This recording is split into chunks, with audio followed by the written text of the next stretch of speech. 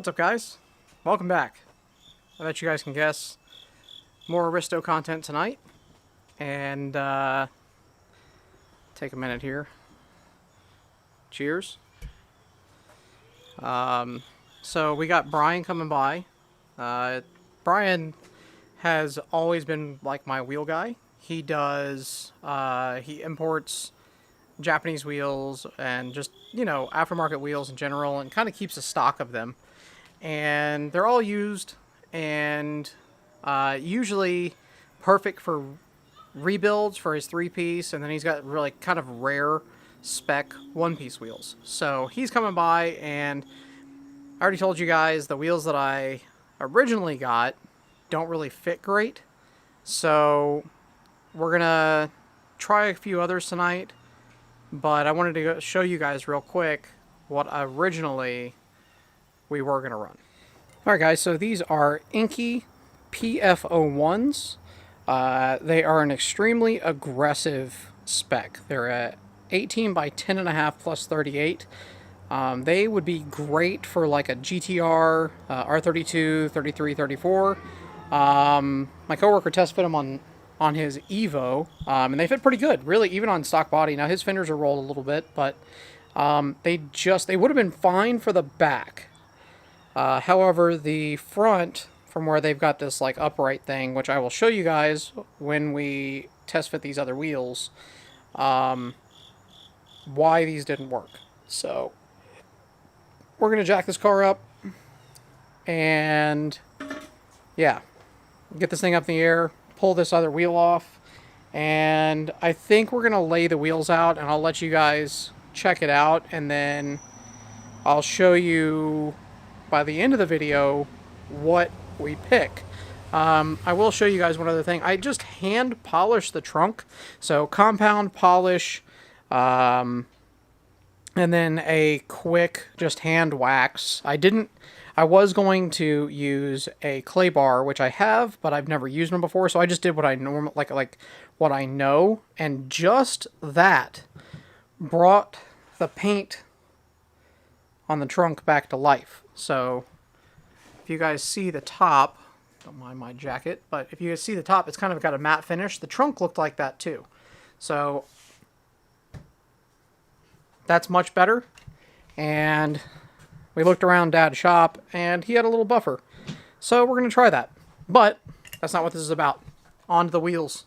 Alright guys, so these are the options that Brian had in stock. He's got 1 million wheels filling up the storage container and his garage. But when it came to 18s, these were his favorite options for the car to be period correct and fit the car on stock body, but also have room to grow. So obviously this is a Volk Challenge. Yep. So these are really neat because they had this recessed piece down in there that's a Volk, really high disc, so you could run a fairly large brake caliper on these. Then these are the Cerberus ones. You guys are mostly, with all the drift cars, you'll notice a lot of the Cerberus 2s being used on a lot of drift cars. They were very popular in Japan. The ones are a little less popular and a little more rare now because they're older, or? Ones and twos are about the same. The threes recently came out.